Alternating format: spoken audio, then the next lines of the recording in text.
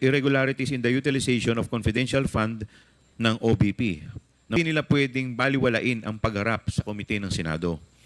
Hindi rin sapat na dahilan na dahil may kinabinbin ng kaso sa korte ay hindi nasisipot sa pagdinig ng. Kaya aking hinihikayat ang iba pang kawani ng pamahalaan na may kinalaman at kaalaman tungkol sa mga transaksyong ating sinisiyasat na lumabas na at lumapit sa House Blue Ribbon Committee upang tulungan tayong ilabas ang katotohanan. Conducting inquiries ay based sa discretion ng Kongreso at ito ay ayon sa ating saligang batas. In fact, in the first and second hearings already conducted by the committee, the following were seen. Number 1, gaps and abuses of Joint Circular number 2015-01 dahil makikitang mas mahigpit pa ang COA Circular number 97-002 sa cash advances kumpara sa Joint Circular 2015-001 ng Confidential at Intelligence Fund. Number 2, irregularities in the utilization of confidential fund ng OBP. Number 3, rekomendasyong amyendahan ng COA ang policy ng 180-day period to appeal dahil ito ay mahaba masyado. Number 4, regularity kung paano ginamit ang pondong inilagak sa OVP at DepEd, halintulad na lang sa DepEd na hindi pala maayos na naipatutupad ang last mile school projects pati ang school-based feeding program kung saan madaming nasirang pagkain. At number 5, rekomendasyong mag-submit ng SALN ng accountable officers and special disbursing officers at iba pa. Ang Kongreso ang guardian of public funds. Ang investigasyon ng government transaction is a proper exercise of the power of inquiry. Kabilang sa mga transaksyong ito, ang government agencies created by Congress and officers whose positions are within the power of Congress to regulate or even abolish, since Congress has authority to inquire into the operations of the executive branch. It would be incongruous to hold that the power of inquiry does not extend to executive officials who are the most familiar with and informed on executive operations. Nararapat lamang na maipatawag ang mga empleyado ng executive na mas nakakaalam ng mga transaksyong pinasok nila. The power of inquiry, with process to enforce it, is grounded on the necessity of information in the legislative process. If the information possessed by executive officials on the operation of their offices is necessary for wise legislation on that subject, by parity of reasoning, Congress has the right to that information and the power to compel the disclosure thereof. It also follows that non-compliance and unjustified, baseless refusal with congressional inquiries is tantamount to a violation of the Constitution. Kung sa kaso nga ng Standard Chartered Bank versus Senate Committee on Banks, Financial Institutions, and Currencies 2007, the Supreme Court recognized that the Senate Committee on Banks summoned Standard Chartered Bank merely as resource persons or as witnesses. In a legislative inquiry, hindi bilang akusado sa isang criminal case, nor will they be subjected to any penalty by reason of their testimonies. Dahil dito, hindi nila pwedeng baliwalain ang pagharap sa komite ng Senado. Hindi rin sapat na dahilan na dahil may kinabinbin ng kaso sa korte ay hindi nasisipot sa pagdinig ng Kamara. Sa 2009 case of Romero versus Estrada, the Supreme Court emphasized that the inapplicability of the sub judice rule to inquiries in aid of legislation is not limited to criminal or administrative cases. It can be extended to appealed cases and special civil actions awaiting final disposition before the Supreme Court. Otherwise, it would be extremely easy to subvert any intended inquiry by Congress through the convenient ploy of instituting a criminal or an administrative complaint. Surely the exercise of sovereign legislative authority of which the power of legislative inquiry is an essential component, cannot be subordinate to a criminal or administrative investigation. This doctrine in Standard Chartered Bank has been adopted in Section 1 of the 19th Congress published Rules of Procedure governing inquiries in aid of legislation. To wit, the filing of pendency of a case before any court, tribunal, or quasi-judicial or administrative body shall not stop or abate any inquiry conducted to carry out a legislative purpose. Kung tungkol naman sa karapatan ng mga witnesses that include, among others, the right to due process, the right against self-incrimination, as well as the right to privacy of communications and correspondence of a private nature, the late Father Joaquin G. Bernas noted, that since these rights are already enshrined in the Bill of Rights, the requirement under Section 21, Article 6 of the Constitution does not really create any additional constitutional right. Ito ang totoong karapatan ng mamamayan na malaman saan at paano ginastos ang kaban ng bayan. Bilang public officials, hindi ba nararapat lamang na ating sagutin ang mga katarungang ito? Hindi ba at nasa konstitusyon na public officers and employees must at all times be accountable to the people, serve them with utmost responsibility, integrity, loyalty, and efficiency, act with patriotism and justice, and lead modest lives? Kaya aking hinihikayat ang iba pang kawani ng pamahalaan na may kinalaman at kaalaman tungkol sa mga transaksyong ating sinisiyasat na lumabas na at lumapit sa House Blue Ribbon Committee upang tulungan tayong ilabas ang katotohanan sa paggamit ng pondo ng bayan upang magamit ito sa mga mas may katuturang bagay. Hindi nararapat na ang sambayanang umaako ng buwis pa ang maghihirap malaman ang katotohanan. We owe it to the Filipino people to render accounts. I think we have required the Department of Budget and Management to provide a copy of the letter request from the Office of the Vice President for the release of contingent funds in some requests for personal services and maintenance and operating expenses in 2022. Was this complied? Yes, Your Honor. Thank you. Yeah, DBM. May I know if the Commission on Audit, which was required to submit the following: a copy of the letter sent by the OVP through Attorney Lopez instructing the COA not to comply with the subpoena duces tecum issued by the House Committee on Appropriations; Yes, Your Honor. Also complied by the Commission on Audit. documents related to the OVP's liquidation of the 125 million confidential funds; Yes, Your Honor. Complied. documents related to the purchase of information, including details about how the 14 million pesos was spent and for what information; Complied as well, Your Honor. documents related to the payment of cash reward, including details about the recipients and purpose of the rewards; Complied as well, Your Honor. documents related to the OVP's safe houses, including the number of safe houses, their locations, and maintenance costs; Complied, Your Honor. documents related to the purchase of supplies, including details about suppliers and contractors; Complied, Your Honor.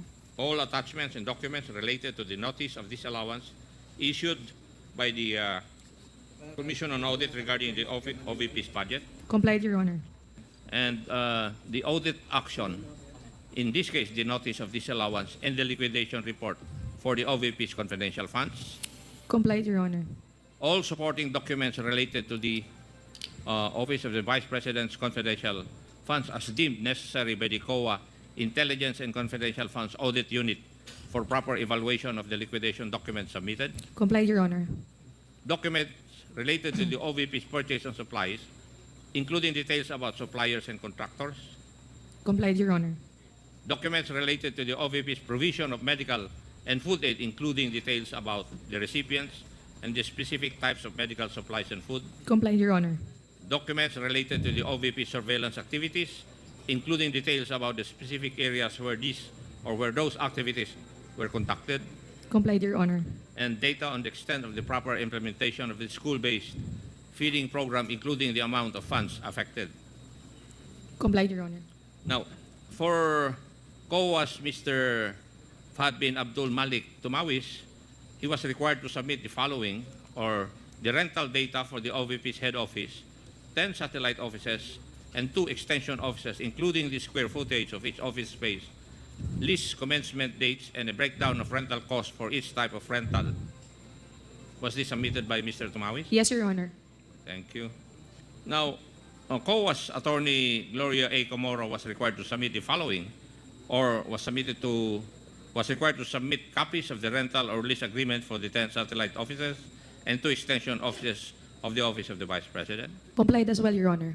The Bureau of Treasury, Mr. Cadorna, was required to submit a position paper on the salary grades, accountability, and fidelity band coverage for STOs, or Special Disbursement Officers. Complied as well, Your Honor. Thank you. And Mr. Rinaldo Monsayak, to submit records of the conversation he had with Yusek Mercado and other DepEd officials during the lunch meeting in Linden Suites. Not yet, Your Honor. Not yet. And lastly, Mr. Chair, Mr. Dexter A. Galban was required to submit the following: a full report of the actions taken by DepEd to address the issues flagged by the COA regarding the school-based feeding program, a list of the suppliers involved in such program, a report on the issues encountered in the program's implementation in previous years, and data on the number of schools and students affected by the lapses in implementation. Did Mr. Dexter Galban, DepEd Assistant Secretary for Operations, submit these requirements, Mr. Chair? At present, Your Honor, the Secretariat is not in receipt of said documents. He has not submitted. None to the knowledge of the Secretariat, Your Honor. None in the email as well, Your Honor. Thank you. Is Mr. Monsayak present, I think? Do you know of this requirement? Your Honor, to be honest, I just learned of this requirement today. Okay. I did not receive any order or document or email requiring me to submit this, Your Honor. Now you know that you were required to submit records of that conversation. Yes, Your Would you Honor, submit, I sir? will comply, Your Honor. Thank you. Now, Mr. Dexter Galban, is he around? Take your seat.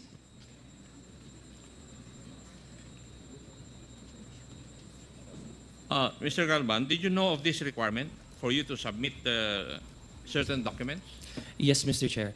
And may I know the reason why you haven't complied with this requirement? We are confirming, as we have already prepared the reports prior, we shall confirm with the team for the transmittal of the documents because we already prepared the answers for such, Mr. Chair.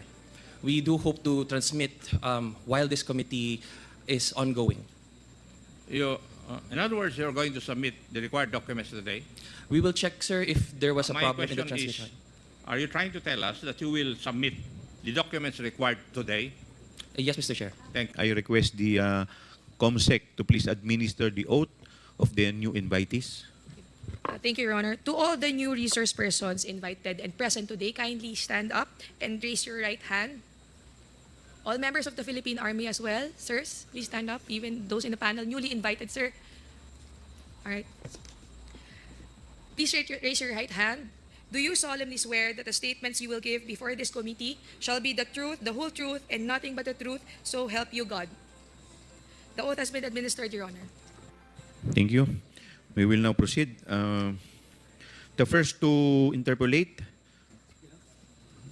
the Honorable Romeo Acop. Yes, sir. Thank you, Mr. Chair, and magandang umaga po sa atin lahat. Mr. Chair, I would just like to proceed or continue my interpellation in the second hearing for COA. Kasi in the last hearing, ang COA, Attorney Camora, are you? Yes. Kayo po ang sumagot nung tinanong ko kung yung confidential funds of the Office of the Vice President were liquidated in accordance with the protocol provided for by the Joint Circular. Kayo po ang sumagot doon, di po ba? At sinabi po ninyo na the liquidation was done in accordance with the protocol provided by the circular. Totoo po ba yun? Attorney Camora. That is true po. That is true. Mr. Chair. Okay. And kayo po ba ay sumasang-ayon sa akin na yung liquidation is merely a documentary checklist and does not actually show that the expenses are actually reasonable or even true? Would you agree with that? I would have to agree, Mr. Chair. Pakiulit po. Agree po, it's documentary. It's. Do you agree with my statement, Madam? Yes, Mr. Chair. Thank you. And would you agree also that the confidential funds of the Office of the Vice President are public funds? Yes, Mr. Chair. Thank you. And would you agree that COA, or the Commission on Audit, your agency, is the agency or government agency which is supposed to be the guardian to see to it that public funds are spent properly? Would you agree with that also? Yes, Mr. Chair. Thank you. Now, since you have stated that the Office of the Vice President liquidated its confidential funds required under Joint Circular Uh, would you also agree with me that the accomplishment report provided by the Office of the Vice President were 100% implemented? Mr. Chair, what do you mean by 100% implemented po? Na-implement ba yung pag-liquidate ng amount of 125 million as confidential fund of the Office of the Vice President? Yes, Mr. Chair, the entire 125 million was liquidated.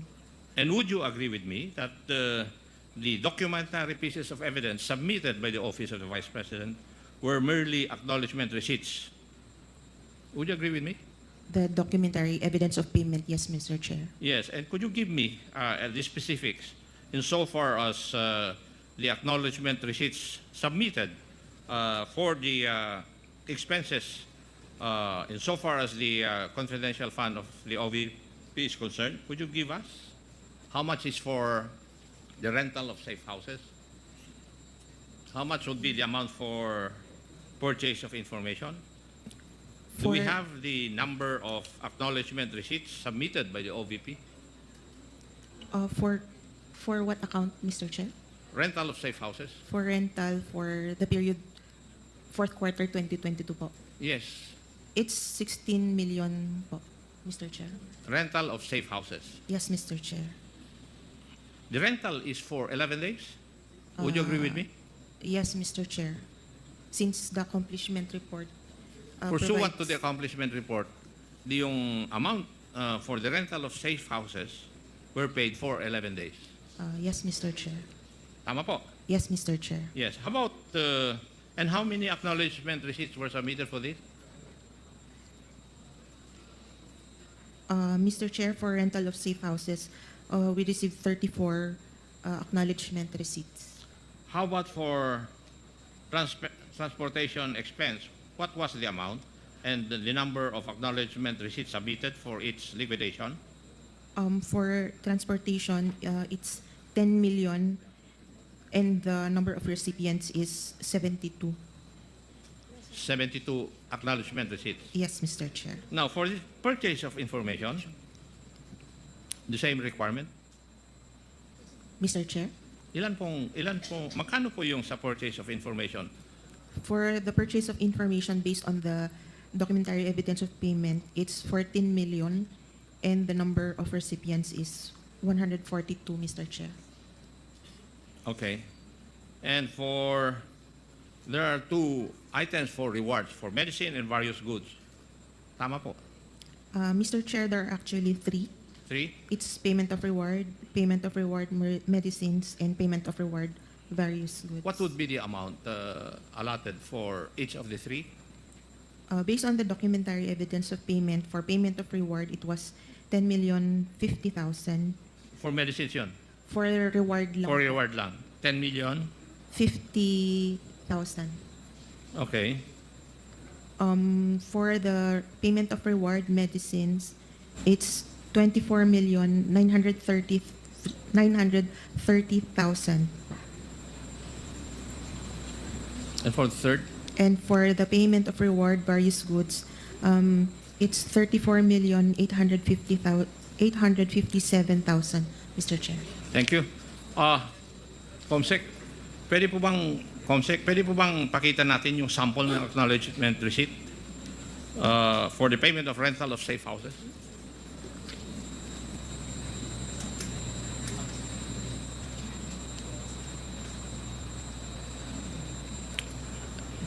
Nakikita nyo, Attorney Camora, yung sample o yung actual acknowledgement receipts na sinabit ng OVP with the names, shall we say, not shown because of confidentiality. Tama po ba ito? Yes, Mr. Chair. Is there an acknowledgement receipt which acknowledge the amount of 500,000 pesos for the payment of rental of safe house? I will check, Your Honor.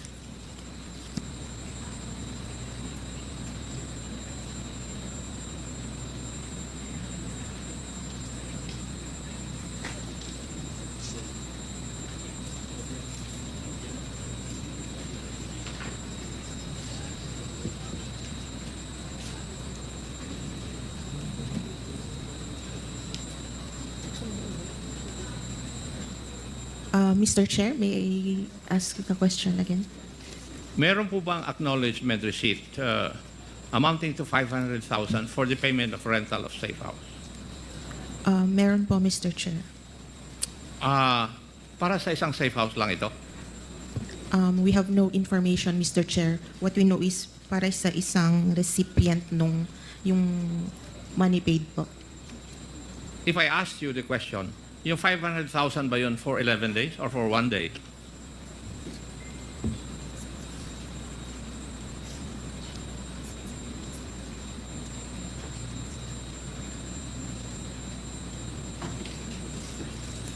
Yes, Mr. Chair. Ano po ang yes? 1 day or 11 days? Since the accomplishment report says December 21 to 31, we think it's 11 days. For 11 days? Yes, Mr. Chair. For a single safe house? We have no information on how many safe houses that 500,000 was spent on, Mr. Chair. Sabi nyo kanina, rental of safe houses in the amount of 16M with 34 acknowledgement receipts. Is it logical for me to conclude na 34 safe houses ito? Mr. Chair, it just means that 34 people were paid for rental supplies, but we have Hindi, no... rental of safe houses. Hindi po rental of supplies. Sorry, Mr. Chair. Bakit? Pardon. Para bang iha, nung last time na question kita, you were very, very confident. Ngayon, parang tentative yung mga sagot nyo sa akin. May know why?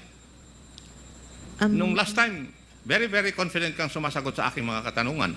Ngayon, very tentative ka and very, very careful ang pagsagot mo sa akin. May know the reason why? There's no reason, Mr. Chair. There's no change? Hindi mo Yes. mapapansin yun. Ako ang nakakapansin kasi ako ang nagtanong sa iyo last time. At ako pa rin ang nagtatanong sa iyo ngayon. And I noticed that change. Now, yung 34 acknowledgement receipts given by 34 persons, hindi ba nangangulugan yung 34 na safe houses yon? Yes, sir. There's information that one receipt may pertain to one safe house. Safe house, okay. So, if I asked you, yung receipt na amounting to 500,000 for the payment of rental of safe house, would it be logical for me to conclude that this is for one safe house for 11 days? Yes, Mr. Chair. Para sa 11 days, yung 500,000 para sa isang safe house. Yes, Mr. Chair. Now, if I asked you, how much would that be per day para sa isang safe house? Mr. Chair, it would amount to 45,000 something. 45,454.55 per day. 45,000 Yes, Mr. Chair. per day. Ano po kayang klaseng safe house ito na 45,000 per day ang rental? Samantalang yung mga ibang magagandang lugar, mas mura pa kaysa rito sa 45,000. Could you give us an idea of that? Mr. Chair, we do not have information on the safe houses. What do you say? You do not have any information about the safe houses? Since you were asking po, Hindi nyo alam kung high class na safe house? no information, Mr. You Chair. do not. Kasi nakapagtataka lang po na ang safe house per day would be rented with 45,000 for one safe house. Di po ba? Hindi kayo nagtataka? Yes, Mr. Chair, but since they have submitted the liquidation reports po. So, as long as an agency would submit yung mga receipts or acknowledgement receipts in their liquidation of the amount, wala na po kayong, you do not have the, shall we say, the wherewithal or the jurisdiction to find out whether the expenditures are reasonable or true? Are you trying to tell us that? It's more on the submission of the... It's more on compliance Yes, with the Mr. requirement. Chair. Yun lang. Yes, Mr. Chair. And you are supposed to be the guardian of the use of public funds. Mr. Chair, one of the One of the documents is their certification. So,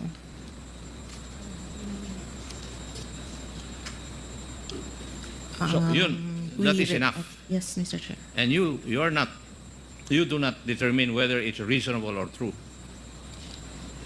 Since it is compliance, we often do not. Okay.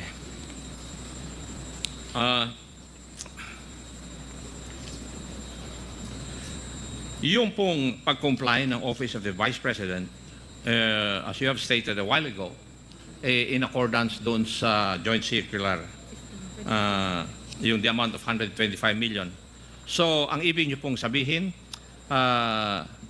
nag-submit yung Office of the Vice President ng liquidation report, physical and financial plan, documentary evidence of payment, at saka accomplishment report. Okay na po sa inyo yun. We still review the documents reported, Mr. Chair. And what is your objective when you review the documents? Whether, Ano po ang tinitignan nyo sa dokumento? whether compliant po siya, Mr. Chair, sa requirements under Kaya nga, the joint circular. tinignan nyo lang kung yung documents would comply with the joint circular. Yes, Mr. Chair. And you do not determine whether kasinungalingan na, totoo o hindi, yung nakalagay doon po sa documents. Are you trying to tell this committee that?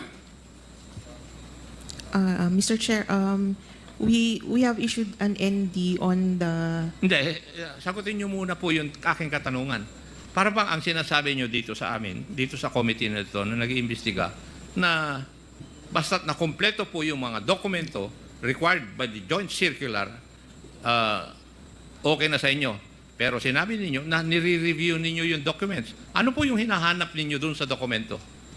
Na it is also in accordance with form and substance? Ganun po ba? Yes, Mr. Chair, since And- prescribed din po sa joint circular ang Yes. forms. And you do not determine whether kasinungalingan, may katotohanan?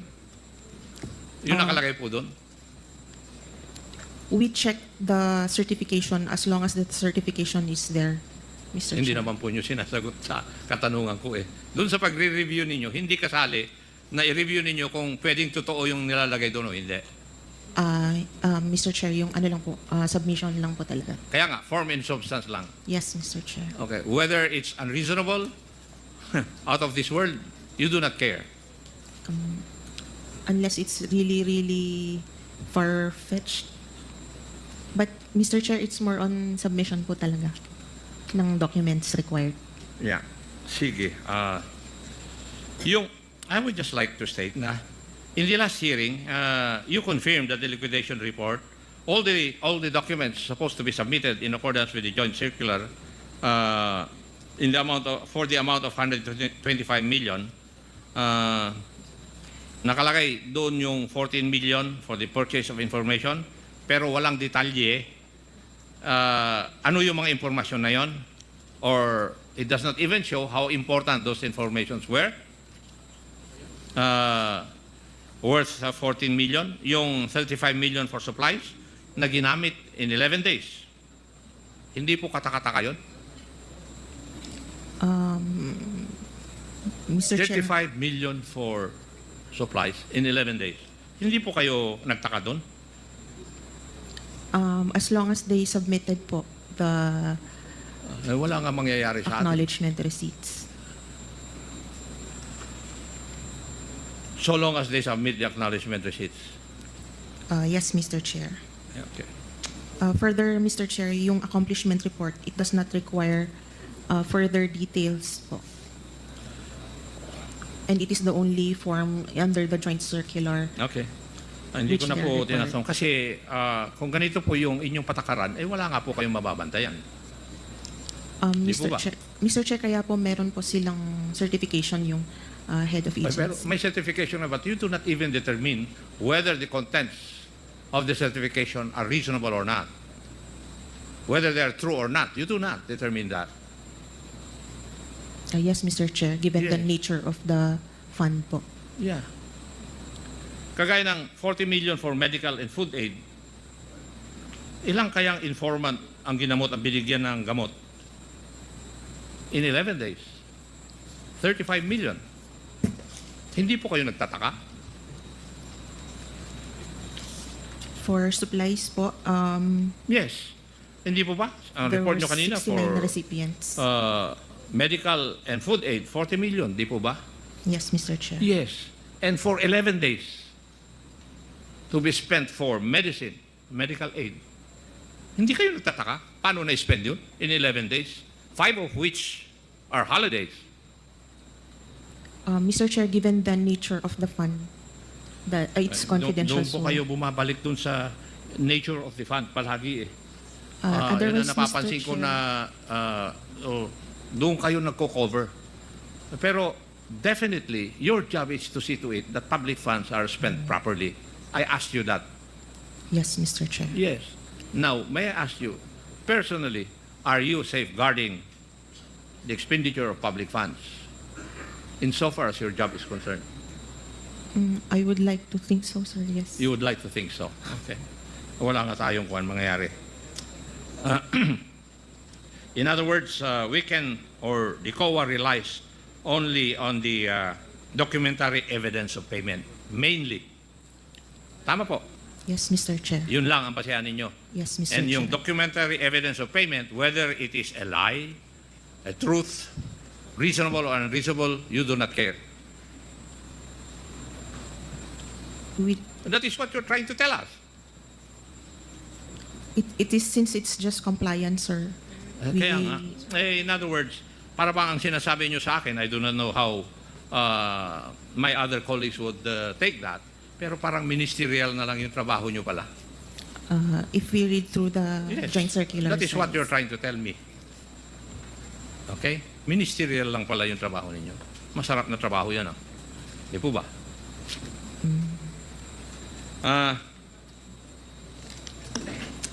Yung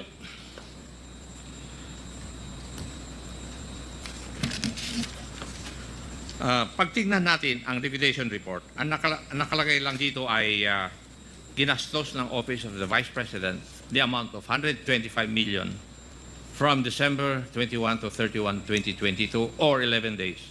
And this was certified by the Vice President, by the Special Disbursing Officer, Madam Gina Acosta, and the Chief Accountant, Madam Julieta Villa del Rey. Would that be correct?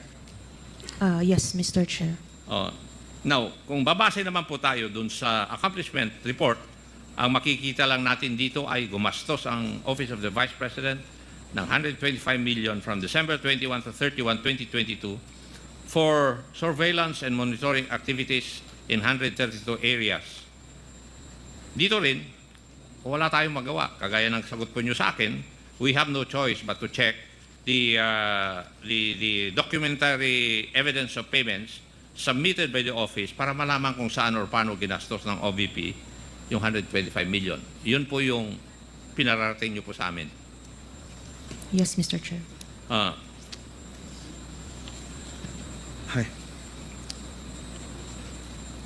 So, yung titignan po natin talaga is yung pinakita natin acknowledgement receipt, ganyan lang talaga ang format.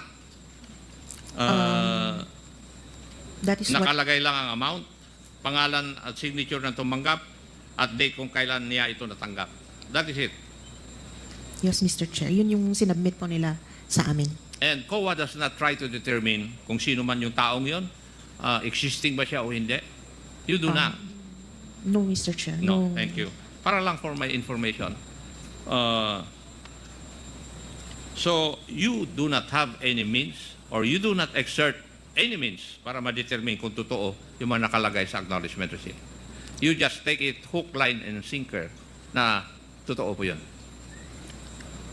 Mr. Chair, probably we could, but given the limited manpower po of the ICFAO, Ni walang ID yung tao na sinasubmit. no, Mr. Chair. No, wala. Talagang sikretong-sikreto. What was submitted to us, that is what we audit, Mr. Chair. Okay. Pwede ko rin ba i-conclude na walang paraan ang COA para malaman kung gagawa-gawa lang acknowledgement receipts na ito? If we base it on the joint circular, it is no. Pakisagot niyo po yung aking katanungan. Hindi ko po tinatanong yung tungkol sa joint circular or whatever. Ang katanungan ko po wala pong paraan na magagawa ang COA para malaman kung gawa-gawa lang ang mga acknowledgement receipts na sinubmit. Would my statement be correct? Yes, Mr. Chair. I beg your pardon? Tama? Tama po. Okay. Sa madaling salita, kahit na sabihin natin hindi naman talaga natanggap ng isang tao yung amount of 500,000 for the payment of the safe houses, kagaya na nakalagay kanina, hindi talaga sinusuri ng COA ito. Talagang hindi kasama sa inyong job description na suriin ito. In spite of the fact na sinabi nyo kanina na nire-review nyo naman yung mga dokumentong ito. Tama? Yes, Mr. Chair. Yes. Actually, hindi ito ang aking pinagkakabahala Kung tutuusin natin, at least, kung nakalagay dyan, Juan de la Cruz ang full name, pero may nakikita akong acknowledgement receipt sa mga sinabmit po ninyo na initials lang ang nakalagay. Instead na, for example, Juan de la Cruz, J. Cruz lang ang nakalagay na tumanggap ng amount of 500,000 for the payment of safe houses mula sa Office of the Vice President. Kung ganitong proof lang ang papasana sa COA, wala na talaga kayong paraan para matanong yung taong tumanggap ng pera. Di po ba? Yes, Mr. Chair. It is really yung pag sa Intel and Confif Fund po. There's no verification.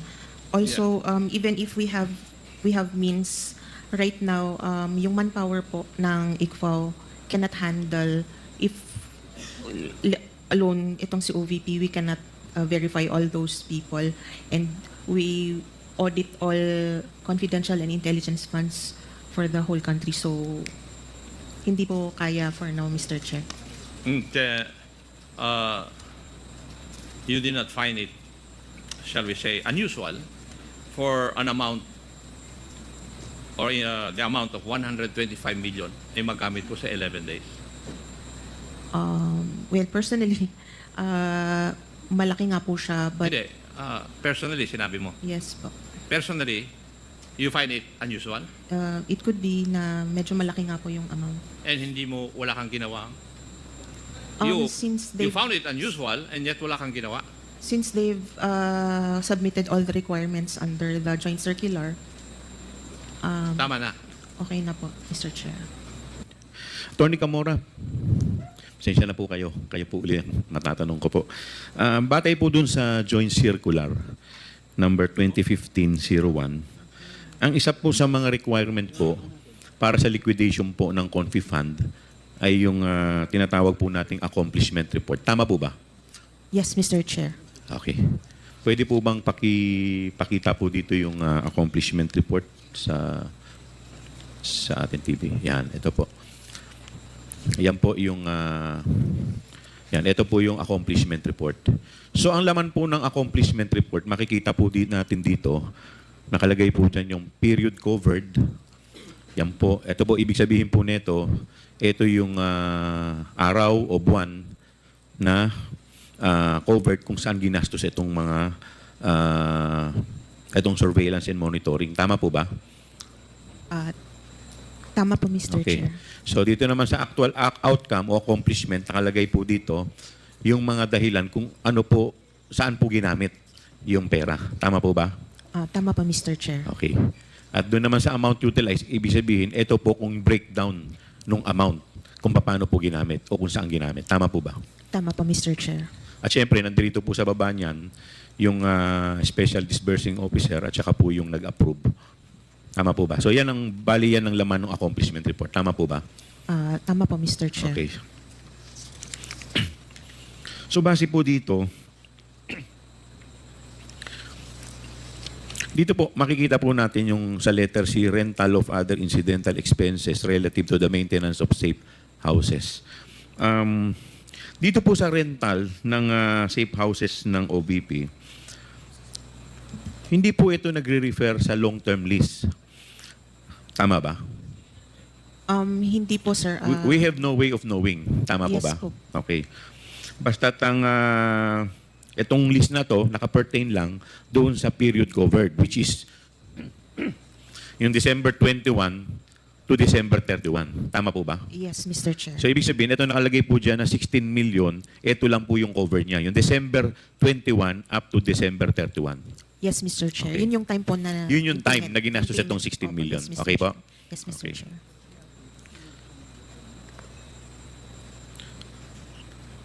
So batay po dito sa joint circular na ginawa po sa OBP sa accomplishment report na to, ang DEPS po, yun ang source ng file. Tama po ba? Ang DEP, ang ibig sabihin po ng DEP, document evidencing payment. Tama po ba? Yes, Mr. Okay, Chair. so ang document evidencing payment is the acknowledgement receipt. Yes, Mr. Chair. So wala na pong iba. So wala po dyan yung contract of lease, Wala po, Mr. wala Chair. po. So talagang pinaka-ebidensya lang niya na tinatawag natin is yung acknowledgement receipt na yung tao o kumpanya ay nakatanggap ng ganitong amount base po sa bayad. Tama po ba? Yes, Mr. Chair. Tama Okay, po. tama. So sa madaling salita, dito po sa 125 million na rent na confidential fund, lahat po yan, ang pinaka-ebidensya lang niya is acknowledgement receipt. Regardless, kay food, kay rentals, kay reward, lahat po yan pare-parehas lang yung ebidensya. Yes, Mr. Which is Chair. acknowledgement receipt. Tama po ba? Tama po, Mr. Chair. Okay, walang OR, wala lahat. Wala po, Mr. Okay, Chair. tama. Now, punta po tayo dito sa rental ng houses. Ano pong specific mandate o programa ng OBP kung saan kinakailangan po ng OBP ang mga safe houses? Mr. Chair, May alam po ba kayo? ang nakalagay lang po dito sa accomplishment nila is yung program nila which is safe implementation of OVP initiatives and confidence building. Okay. So, ito, without giving names, meron po ba kayong idea o alam kung sino po ang mga nilagay nila dito sa safe houses na to? Sino yung mga pinatira nila? No, Mr. Chair, since it's a safe house, So, hindi talaga hindi po dinidivulge? pwede, yes, Okay. Mr. Chair. Okay. Pupunta po tayo dito sa isang acknowledgement receipt worth 1 million pesos. Napansin ko po dito, wala po dito sa acknowledgement receipt na kahit na anong detalye ng safe house. Hindi po nakalagay kung saan, wala pong lease contract, wala pong kahit na anong detalye except yung name lang po ng owner. Tama po ba? Tama po, Mr. Chair. Okay. At kung mapapansin din po ninyo, whether 1,500,000, 750,000, ang template po nila ay pare-parehas. Yes, Mr. Chair. Okay.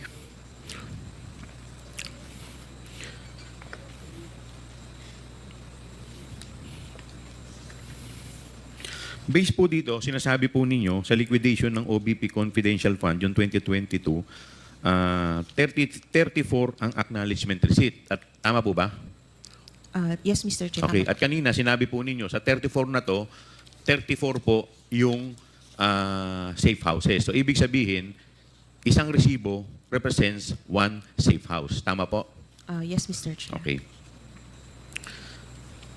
May idea po ba kayo dito sa safe house na to kung ito po ba ay bahay, kondo, o kung ilang palapag? Wala po, Mr. Chair. Wala pong Wala po information. kayong Kung idea. ano lang So, yung- ibig sabihin, wala kayong alam na detalye. No details, Mr. Chair. Okay. So, lumalabas din po dito, in 11 days, ang nagastos po nila sa safe houses is 16 million. Yes, Mr. Chair. Ayan po. Okay. Ano po yung pinakamurang safe house na kanilang nirentahan in 11 days? Yung pinakamura po. Magkano po yun? Mr. Chair, it's 250,000 po. Ang pinakamurang safe house na kanilang nirenta in 11 days is 250,000. 250,000, Mr. Chair. Okay. At ano naman, magkano naman po yung pinakamalaki? Mr. Chair, meron pong 1 million po, Mr. Chair. Okay. So base po dun sa inyong official receipt, o base po dito sa official receipt na kanila pong in-issue, at dito po sa pinakikita po sa atin, may dalawa po ditong nakalagay na 1 million. So ibig sabihin po ba may dalawang safe houses sila na nirentahan in 11 days worth 1 million? Tama po ba yun? Tama po, Mr. Chair. Tama, okay. At dito po, nakalagay din po dito sa isang OR na worth 1 million, binayaran po nila to dated December 26 at yung isa naman dated ano ba itong isa? December 28. Tama po, Mr. Chair. Dalawa po kasi yung interpretation ko niyan. Ano po bang tama? Ito pong 1 million na to ay for 11 days, which is December 21 to December 31. O dahil po dung sa date of payment, December 26, doon po nagsisimula yung rentals. So 26, 27, 28, 29, 30, 31, which is 6 days. At doon naman po sa isa, December 28, which is 4 days. So yung bang 1 million na binayad nila na December 28, yung 1 million na yun in 4 days o in 11 days? Mr. Chair, it just means na nung date na yun po, nabayaran yung recipient po. Pwede But it pong- does not follow na yun yung period cover. Yes, Mr. Chair. Pwede pong... Hindi ka ba 11 nagtaka na minsan na wala na hindi ka naman, hindi po ba kayo nagtataka, di ba normally po sa mga rentals, magbabayad ka muna bago ka mag-occupy? Yes po, sa normal rental po. So ito po hindi normal. It's a safe house, Mr. Chair. Hindi. Tama po, I understand na safe house. Pero di ba na normally po pagka ganyan po, may mag-uupa, pag-uupahan po ninyo ang isang lugar, hindi ka naman makakapag-occupy nang hindi ka muna nagbabayad. Minsan, meron nga pong down payment, meron pang advance payment. Ang karamihan... Hindi, di ba yun naman, meron ka bang instance na nauna muna yung pagpasok bago yung bayad? Meron po bang instance na ganun? Nangyayari po ba yun? Wala po akong information. Wala pong kung may information. ganun Kasi po. ang normally po, magbabayad ka muna bago ka papayagan ng may-ari na pumasok. Tama po ba? Yes, Mr. Chair. So ito po, pwede rin naman na yung payment ng 1 million is just for 4 days. Possible din naman siya, Possible Mr. din. Chair. Tama po ba? Yes, Mr. Chair.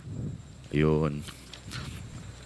Hindi po ba kayo nagtaka na sobrang mahal nun, yung 1 million in just 4 days? Anong klase pong safe house to? May swimming pool po ba tong safe house? May wifi? Sa BGC? May pakikita po ako sa inyong isang resort sa Shangri-La. Shangri-La, Boracay. Ang per night po nito is 22,500. This is a high-end luxury resort. It is just 25,000 per day.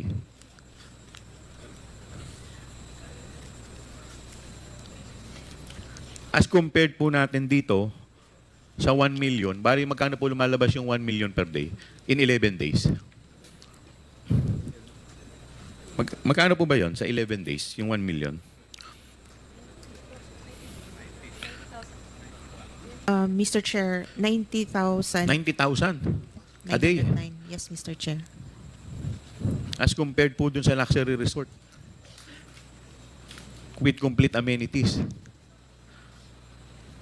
Much worse kung 4 days. Yung 1 million. 250, Magkakano po lumalabas yun in 4 days? 250, Mr. 250,000 per day. Hindi po ba kayo nagtaka kung bakit ganun kamahal? Wala Hindi po kayo naman po nagtaka? kaming information kung gaano kalaki building po ba Wala siya po or- kayong information kung gaano po kalaki yung building. Okay. May papakita pa rin po ako sa inyo. Yung mga condo unit po sa BGC. Yan po. 90,000 per day. 90,000 per month sa BGC Taguig po. Hindi po yan 90,000 per day. That is 90,000 per month ang rental po dyan sa BGC. Ganyan po ba ang itsura nung rest house na narenta? Wala Yun? pong information. Wala po kaming information on the anong wala. klase pong safe house.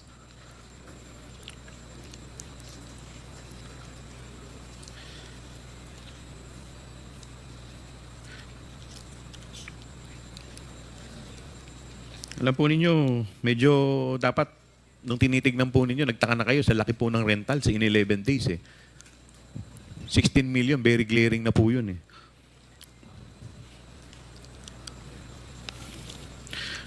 Nung December 28, 2022, ang binayaran po nila sa rentals is worth 2.850 million. Tama po ba?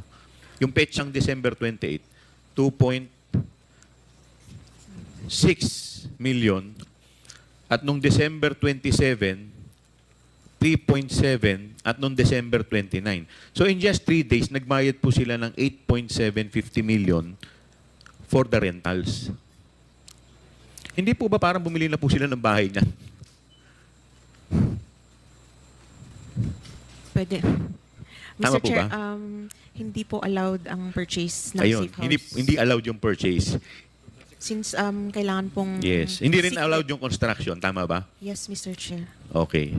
But that amount is equivalent to one house. 8 point something million. 8.7 million. Tama po ba? Lalong-lalo na kung sa probinsya. And we have 30... Ilan to? We have 32 ba to? 32 safe houses. 34 acknowledgement receipt. Total amount of 16 million in 11 days. Yes, Mr. Chair. Hindi po ba kayo nagtaka doon? Sa amount? Since safe house naman po siya, Mr. Chair. Kasi hindi allowed. Hindi naman po rin namin alam kung ilan ang sine-safe house, ilang... Kasi kanina sinabi po ninyo, one receipt is equivalent to one safe one house. safe house. Tama po ba? Tama po. Pero kung ilan yung taong ilalagay doon, or kung sino mga yon, wala po kami. Ayan, pupunta po tayo information. dyan sa taong binabanggit po ninyo. Balik po tayo dun sa accomplishment report. Doon po sa provision of medical and food aid. Pwede po bang yan, provision of medical and food aid amounting to 42 million. 40 million, Mr. Ay, Chair. 40 million. At sa akin dito, 42.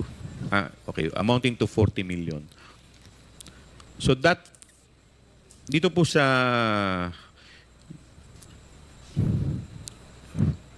ayan po, ayan. Dito po, sa February 6 to March 29, 2023, provision of medical and food aid in the amount of 42 million. Ito pong 42 million, ilang araw po ang covered nito? 53 days?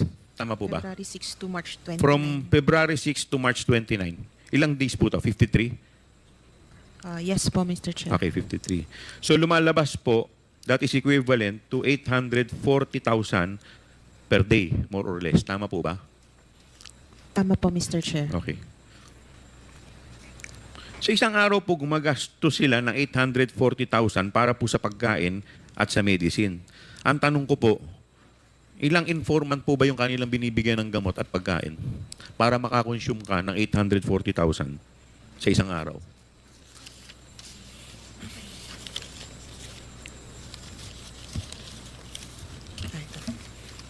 Kasi pagpalagay na po natin na 2,000 po ang isang sako, that is equivalent to 420 sacks of rice a day.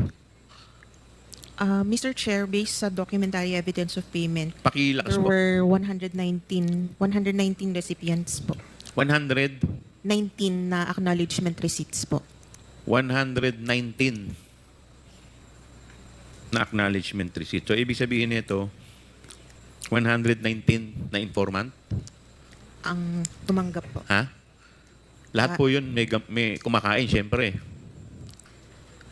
119 po na acknowledgement receipts siya, pero wala pong details indicated kung ilang informants ang kanilang... Ilang tao ang nabigyan po, Mr. Chair? Okay. Kasi nakakagulat lang. Kasi sa 840,000 po, parang grabe namang, sa dami naman pong pinakain nito in a day. At ang dami rin pong nagkasakit. Nagkaroon po ba ng peste dito sa lugar na to para ganun po gumastos ng medicine?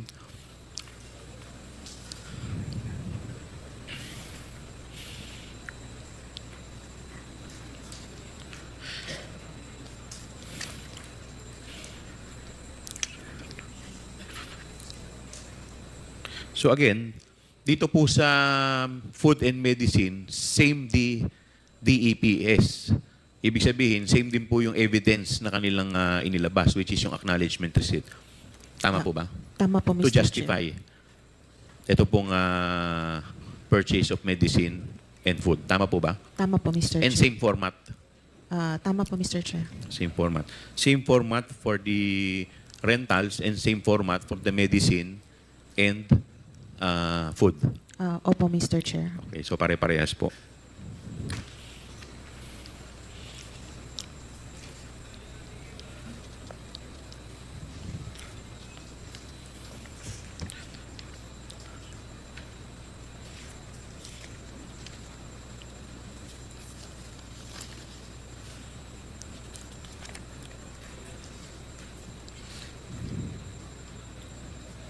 Now, I will show you the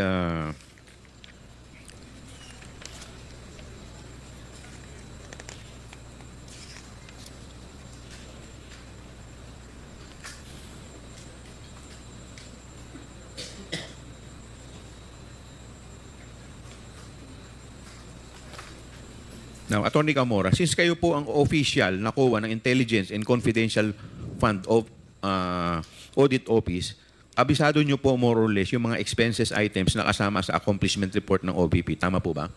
Tama po, Mr. Chair. Okay. Now, to refresh your memory, I am showing the relevant portion of the accomplishment report indicating the expense items covered by the 125 million confidential fund. Pwede po ba flash yung actual outcome ng accomplishment? Okay. Bilang parte po ng COA, ICFAU, familiar po ba kayo sa DILG Memorandum Circular number 99-65? Revised guidelines relative to the utilization of funds for intelligence or confidential purposes. Mr. Chair, isa po siya sa yung dating guideline. Yan po yung dating guidelines. Opo, yes, Okay. sir. So kung mapapansin po natin, maliban na lang sa mga purchase of ammunition, pareho po at nagmamasyang item sa DILG Memorandum Circular at sa accomplishment report na ginawa ng OVP. Tama po ba? Tama po, Mr. Chair. Bali yung template at copy-paste ang expense items. Tama po ba? Tama po, Mr. Chair. Tama po? Tama po, Mr. Chair. Okay. So, alam niyo po ba na yung tinatawag na DEPS, ito po yung documentary evidence of payment or document evidencing payment. Tama po ba? Tama po, Mr. Okay. Chair. So, ito pong DEP na ito ay makikita sa Joint Circular number 2015-01. Tama po ba? Tama po, Mr. Chair. Okay. Ang DPE ay nagsisilbing requirement o supporting documents para sa utilization ng confidential fund. Tama po ba? Tama po, Mr. Chair. Now, I am showing to you Section 4.12 of the Joint Circular.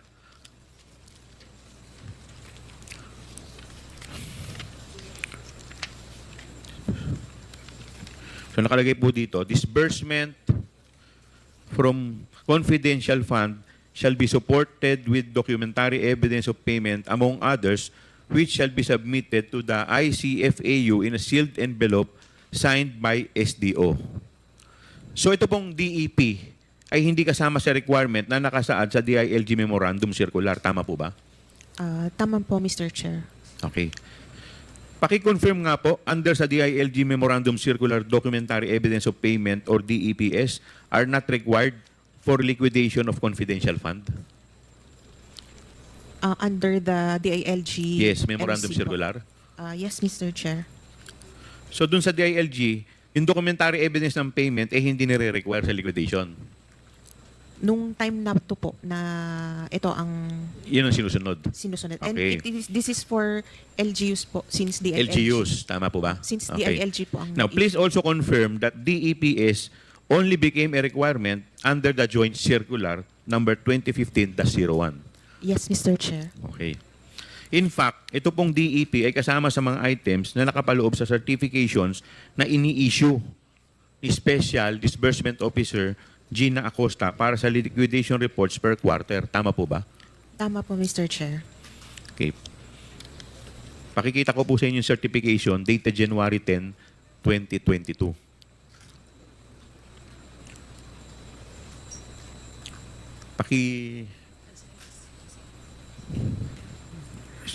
Yan po. Ayan o. Ayan. Tama po ba yan? Mr. Chair, hindi po ito yung template ng...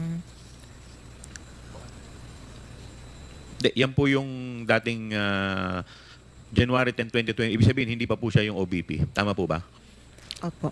Yes, Mr. Chair. So parang mayor pa po siya nito. Tama po ba? Ito sa LGU. Tama po ba?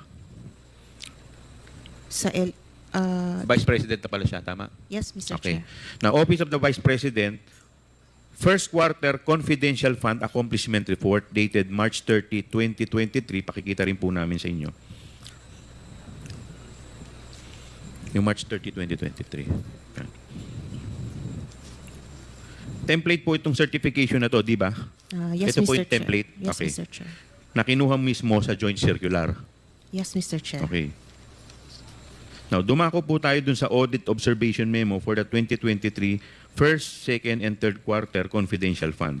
Common deficiency po na tinatawag sa AOM na to ay lack of DEPS as proof that the confidential fund was disbursed. Tama po, Mr. Chair. Tama po?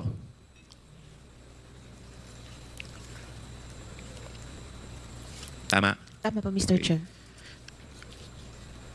Ang rason po kaya kung bakit walang DEPS na inattach ang OBP ay ang ginagamit nilang batayan o standard sa pag-liquidate ng Confi Fund ay yung lumang DILG Memorandum Circular. Ano po sa tingin ninyo? Pwede. Pwede, Mr. Chair, since dati hindi pa po required ang DEPs. So marahil, ito na yung nakasanayan na guidelines ng staff ng OBP sa pag-liquidate po ng Confi Fund na galing po sa Davao. Tama po ba? Pwede, sir. Pwede. Pwede po, tama? Yes, Mr. Chair. Okay.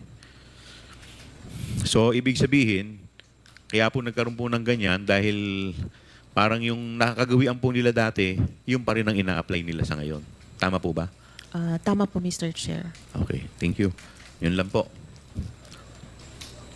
So, the next to interpolate, Congressman Ernix. Wala. Mr. Chair, pwede ba akong magtanong in relation to your Yes, question? And, Congressman, since wala po si Congressman Ernix, we will recognize the Senior Vice Chairman, Congressman Benny Abante. Attorney Camora, alam ko naman na hindi kayo ang gumastos niyan eh. Kayo lang ang nag-audit niyan. Kayo medyo nasisisi, di ba? Pero ang tanong ko nagkaroon ba kayo ng parang ocular inspection doon sa mga ni-rent ng mga safe houses? Wala. Wala po, Mr. Chair. Wala kayong ocular inspection report? Wala. Wala, Mr. Chair. Bakit? Wala ba yun sa rules Wala na po siya dapat sa... yung gawin yun? Wala po siya sa joint circular, Mr. Wala Chair. yun? Wala Oo. po. O baka naman ginagawa nyo lang yan in respect to the position of the Vice President. Mr. Chair, hindi po. Kung ano po yung nasa joint circular, yun lang po sinusunod namin. Kung ano yung nasa joint circular, kung ano yung sinubmit sa inyong accomplishment report or pakita nga uli yung mga rentals diyan.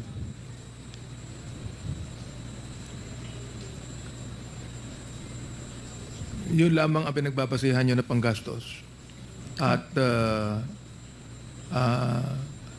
yan, acknowledgement receipt, nakalagay 500,000. kung sinapit nyo sa inyo yan, wala na kayong ginagawang iba, kundi paniwalaan na lamang itong acknowledgement receipt na ito. Ganun po ba yun? Yes, Mr. Chair. Lahat naman po ng NGAs, ganun ang treatment po sa safe house. Considering yung nature nga po ng safe house, hindi rin po nila di-disclose sa amin, Mr. Chair. Ang pinagtatakahan lang namin dito sa committee, Tony Comora, is how 500,000, for example, can be used for 11 days. At anong klaseng safe house ang nirent, no? For 11 days na nagkakahalaga ng at least 45,000 pesos a day. Di ba? Parang ano yun, Tony Comora, sa yung palagay, di ba? Parang malaki. Parang napakalaki. Kung iisipin natin talaga. Malaki po siya, Mr. Chair, considering malaki po yung confidential fund nitong agency po na ito. Yung confidential fund ang tinitingnan nyo, pero hindi nyo tinignan kung paano ginamit ang confidential fund na ito. Tinatanggap nyo lang kung ano nakalagay sa acknowledgement receipt. Ganun po ba yun? Basically, opo. So there's no way for us, there's no way for you to be able to really verify. Kapag kasi meron kayong verification eh. Sa regular audit po. Ha? Sa regular audit po meron, pero sa Intel and Confidential Fund audit, wala po. So there is no way for you to verify. Yes po, Mr. Chair. So kinakailangan siguro, Mr. Chair, i-revisit natin tong batas tungkol sa confidential fund. And we ought to review and amend. Kasi nakikita ko naaabuso eh. Palagay nyo, Atty. Comora. Kasi kung halimbawa nakakawala yan sa audit ninyo at natanggap na lang natin kung paano ginagastos yan nang hindi mo alam kung paano, we do not even know what happened to it, we do not even know how it is being used, we do not even know how big the property is, we do not even know how many square meters, Yes. we do not even know who the people are using it. And just imagine, kung 1 million po yan in a day, 11 days ginamit yan, that's 90,000 pesos a day. Or just imagine, 90,000 pesos a day. Mukhang talo pa yata yung bahay na uupahan natin sa Forbes Park when you speak of 90,000 pesos a day. Atty. Comora, hindi nyo naisip yung ganung bagay. Basta, sabi nga ni Congressman ako, hook, like, and sinker. Tinanggap nyo yan. Walang question. Nag-base lang po talaga kami sa requirements ng joint circular. And also, hindi naman po kasi lahat ng agencies may confidential funds. Yun lang po talaga. Base lang po talaga sa joint circular.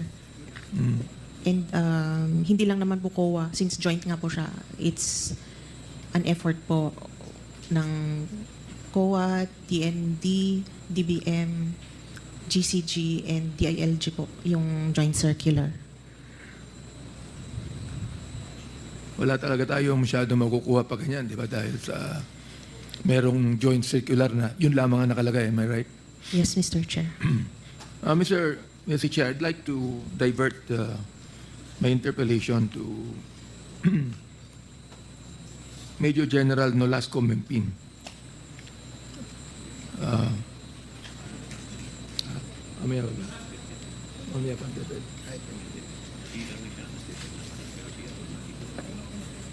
Okay. So, we will give way muna sa OVP or tapusin muna yung OVP. So, later on, we'll go to the Department of Education.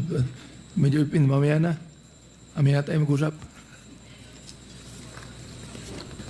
Thank you, Congressman Abante. Last to interpolate sa issue ng OVP is Congressman Ernix Junicio. And then we will now proceed to the DepEd. First to interpolate is Congressman Johnny Pimentel. The Chair would like to recognize Congressman Ernix Junicio for your interpellation. Thank you, Mr. Chair. Good morning, everyone.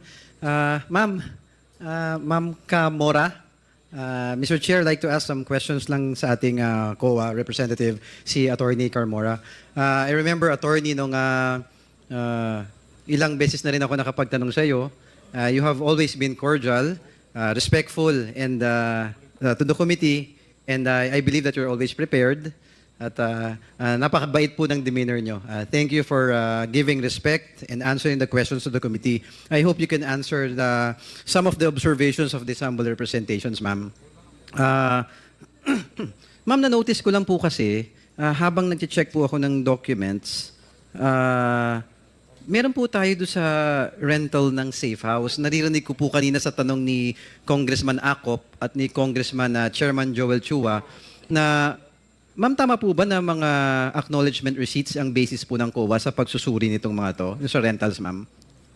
Dito po sa OVP, Mr. Chair, yes, acknowledgement receipts po. Oh, kasi nung naririnig ko yung line of questioning ni Congressman Acop earlier, which I nakikita ko maganda yung line of questioning, trying to find answers, trying to dig deeper, medyo nahihinto tayo because tama po ba dahil acknowledgement receipts lang ang basihan po natin?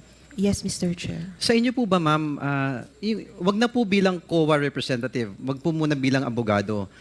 On a personal note, kayo po, matagal na rin kayo sa COA, alam ko po lagi tayong may pinagbabasihan ng mga bagay-bagay. Pero as a person, as an individual, with your years of experience, gaano na po ba kayo katagal sa COA? 8 years po, Mr. Chair. 8 years is substantial time, ma'am. Tama po ba? Yes, Mr. Chair. Oo, siguro nakapag-develop na rin tayo ng, how do I say this, innate gut feel natin if there is something wrong or if things are regular in nature. Tama po ba? Mr. Chair, Ma'am, just ano lang to we're speaking candidly. Don't just tell me yung personal lang natin, ma'am. Kasi tayo in every endeavor natin sa career natin, sometimes we develop yung personal nating pag-aaral, 'di ba? Hindi naman lahat nakabase lang sa dokumento. Kayo po ba sa personal nyo, naka-develop kayo ng somewhat say natin na yung innate panunuri nyo? yes, Mr. Chair. Although as an auditor, parang less than 2 years pa lang po ako as an auditor sa COA. Mas leaning Yes, ma'am. towards the legal. Opo, para lang mapabilis tayo, ma'am. Kasi ako, itong documents na nakita ko, ilang oras pa lang po na habang pinapakinggan ko lang base kay Congressman Acop and Congressman Joel Chua, ang ating chairman ng committee na to, meron na po akong na-observe na parang sa tingin ko, nakakapagtaka. For example, ma'am, if I may continue, Mr. Chair, tama, Please continue. Nung fourth quarter po ng 2022, ilan po ba yung ginamit para sa rental expenses? For 2022 po, 16,000 po. 16,000, 16 ma'am? million, sorry. 16 million po. And it was spent for how many days po, ma'am? For 11 days po. For 11 days. Some would say that it might be too much, but it's really hard to assess since it's just acknowledgement receipts that we have. Tama po ba, ma'am? Tama po, Mr. Chair. So, going to the line of questioning po, sa first quarter ng 2023 naman po, ma'am, magkano po ang nagastos for rental expenses? For the first quarter, 16 million din po, Mr. Chair. Pareho po? Yes, Mr. Chair. Sa ano pong duration naman siya ginamit? It's February 6 to March 29 po ang nasa accomplishment report nila. Suma total po, ilang araw po yun? 56 days po. 56? Or more or less, no? Nasa More or mga less. 53. 50-something days. As to 53. compared to 11 days back in the fourth quarter. Tama po ba, ma'am? Yes, Mr. Chair. Yun kasi parang, actually ma'am, yun lang po yung na-notice ko, na parang with the same amount, but with a different number of days. So, I understand na parang, yun po ba hindi suspicious sa inyo or regular naman po kaya yun sa tingin nyo? Well, personally, I find it medyo steep po siya, considering na 11 days lang po. But, Hindi, yes ma'am, pero nung sumunod na quarter, parang mas humaba na. Napagkasya naman yung same amount na sinasabi nyo po, di ba? yes, Mr. Chair. So do we both agree na parang mas mura yata yung pagkakagastos ng sumunod na quarter? Yes, Mr. Chair, considering mas mahaba. Mathematics lang no? 11 days versus 53 days. Nung kayo po kayang second quarter naman nung 2023, ma'am, magkakano po ang nagamit? 16 million din po, Mr. Chair. So it's the same amount every quarter. Tama po, ma'am? At least for the fourth quarter of 2022, for the first quarter of 2023, and for the quarter 2 of 2023, it's all the same amount po, ma'am? Yes, Mr. Chair. And may you repeat again the amount po? 16 million po, Mr. Chair. Dito naman po sa second quarter ng 2023, gaano po naman katagal ginamit? 66 days, Mr. Chair. 66, ma'am. Yes, Mr. So Chair. mas humaba. Yes, Mr. Ma'am, if you may repeat 67 nga, days. medyo nalilito ako, maraming numero. Yung yung quarter 4 ng 2022, for 16 million, ilang pong araw ginamit? For 2022, 11 days po. 11 days. So, nung quarter 1 naman ng 2023, makikita dito, ilang araw po ulit, ma'am? 53 days. Mr. 53 Chair. days. Opo. So, with the same amount, mas marami ng araw ang paggamit. Yes, Mr. Nung Chair. sa quarter 2 of 2023, with the same amount of 16 million, ilang araw naman po ginamit? 66 ang sabi niyo po? 67 po, based on computation ng... 67 days. Opo, Mr. So Chair. having said that, ma'am, sa personal po ninyong opinion, being an attorney and 2 years in the audit department of the Commission on Audit, hindi po, regular po ba yung ganon, na same amount but different number of days? Well, personally po, medyo steep nga po yung lalo na po yung sa 2022 since 11 days lang po siya. Na 16 million for 11 days. Compared po dun sa 2023 na almost parang... Ma'am, ano po bang basihan nyo dito sa lahat nito? Bukod po sa acknowledgement receipt, meron po ba kayong breakdown na itong mga paggamit ng pondo na to? Yung nasa accomplishment report po, Mr. Chair. Yung accomplishment report, yung report nila. But did it say po, ma'am, kung saan ginamit? Anong klaseng facility ba ito? No information, Wala pong Mr. information. Chair. Opo. So, very bare po. Yes, Mr. Chair. Based on the observation of this humble representation, Mr. Chair, parang I agree with you and Congressman Acop that there has to be a new law that we have to make, to be able to check so that we can protect better the funds of the people. Your Honor, ito po, if I may, meron pa po akong konting oras. Thank you, Mr. Chair. Ang quarter 3 naman po, ma'am, ng 2023, magkakano po ang nagamit para sa rental? Mr. If Chair. I may repeat, Mr. Chair, it's quarter 3 of 2023. It was 5 million po. Ma'am, pakilakas po. Ano po yun? 5 million po, Mr. Chair. 5 million. Yes, Mr. Chair. Parang malayo po doon sa mga nakaraang quarter. Mr. Chair, yes. So, correct me if I'm wrong, Mama. 16 million fourth quarter of 2022, 16 million quarter 1 of 2023, another 16 million of quarter 2 of 2023, tapos ng quarter 3 of the same year, biglang nag-drop po ng 5 million. Tama po? Tama po, Mr. Chair. Para sa ilang araw naman po nagamit yung 5 million na yon? Yung durations po, 79 ma'am. days po. Sorry po? 79 days. 79? Yes po. So, mahigit 2 buwan. Yes po. Hindi po ba na parang nakakapagtaka na 5 million na pagkasya sa 79 days, tapos medyo extreme kumpara sa quarter 4 ng 2022 na 16 million for 11 days? Pwede pong, ganun sir, na extremely malaki yung gastos nung 2022. Parang malaki yung discrepancy. Yes, So, Mr. Chair. I think any person could simply or easily deduce a question na kung napagkasya yung 5 million for 79 days ng quarter 3 in the year 2023, bakit kailangan gumastos ng 16 million for 11 days sa quarter 4 ng 2022? Yun yung sinatanong ko kanina, ma'am, na bilang parte ng Commission on Audit at isang attorney, abogado, na 8 years na rin po kayo sa commission, yung para bang hindi tayo dapat maging ministerial lang. I do understand that we base everything based on documents. Being a lawyer, I'm sure that that's how you process everything. Pero gaya ng sinabi ni Congressman Acop na bilang tagapagbantay ng pondo ng taong bayan, siyempre naroon din naman yung pagkakataon na may gut feel tayo. Na siguro apart from each document na nakikita natin, if we see something out of the ordinary, like what we are mentioning now, maybe we can, I don't know if you can do something about it. Or siguro it is imperative nga, that's the reason why importante itong committee ng Blue Ribbon is to, in aid of legislation, so we can craft laws, Your Honor, so that things like this that won't happen again, that at least COA will be able to dig deeper apart from just acknowledgement receipts. No? Kasi medyo your hands are tied, just you're basing it on documents. Tama po, ma'am, no? Yes, Mr. Chair. Pero pasensya na po, if I may ask, on a personal level, medyo meron ba kayong nafe-feel na irregularity?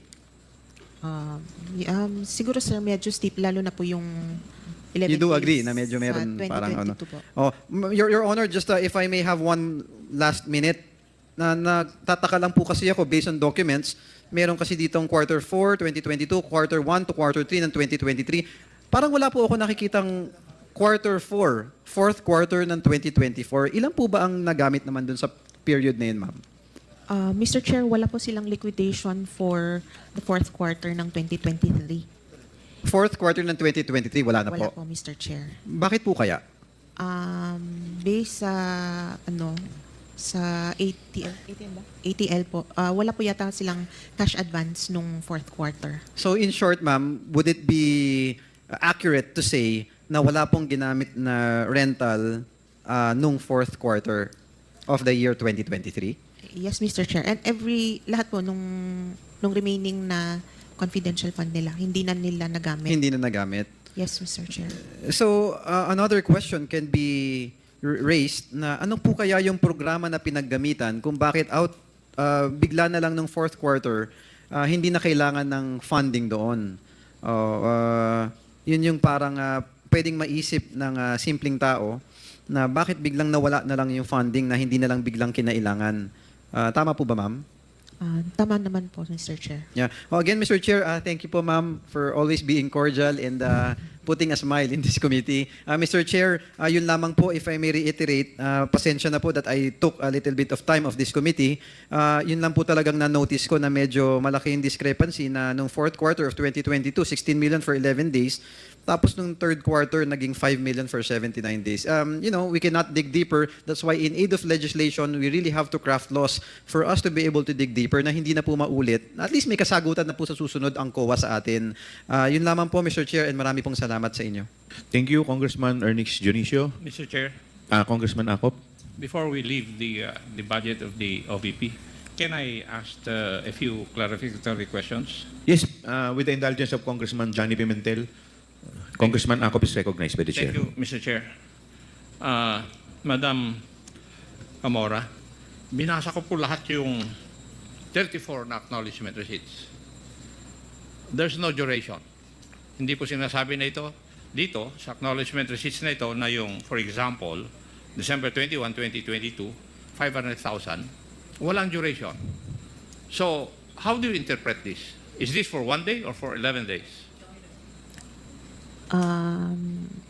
It could be interpreted po na for Tinatanong ko po siya, how did you interpret this?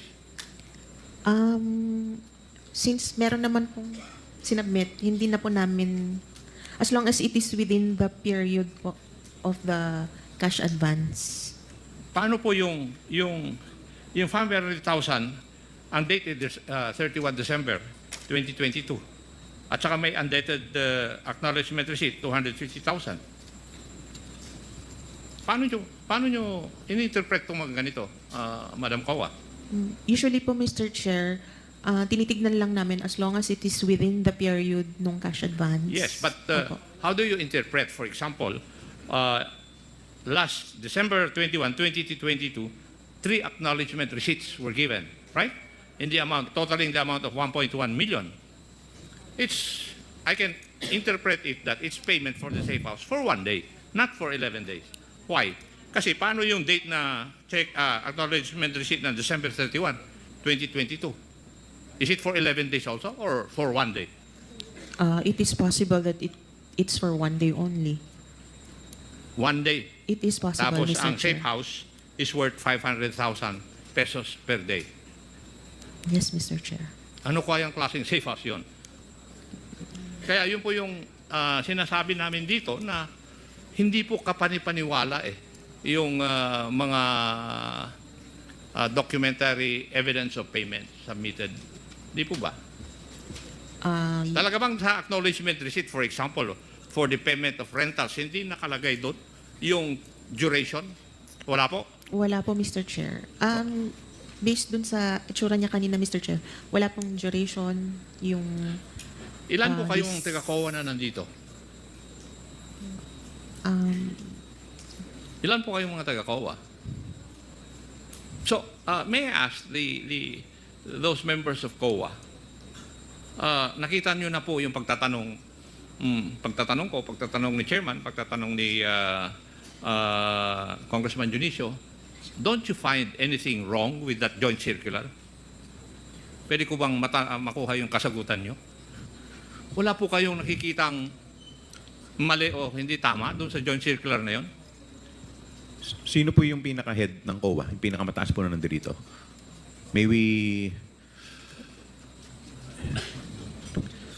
Could you please introduce yourself, ma'am?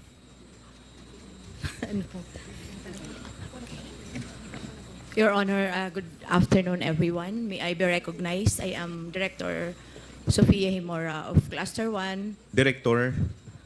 4. Okay. Ma'am, nakapag-oath na po ba kayo? Yes, sir. Okay. The last time we were here, the last preceding... During the last hearing? Yes, Apa. yes, Your Honor. Sige, you may continue, ma'am. Tanong ko po, Madam, I would like to repeat it.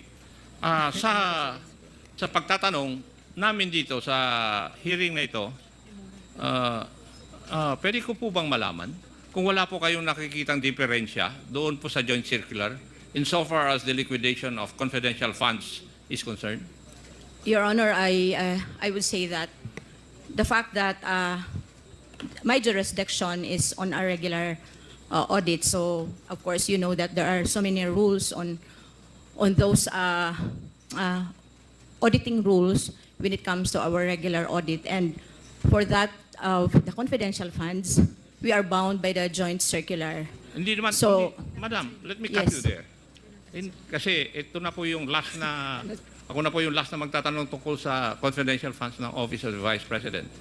Ang tanong ko po ay, after hearing, narinig nyo na po lahat ang katanungan at kasagutan ni Atty.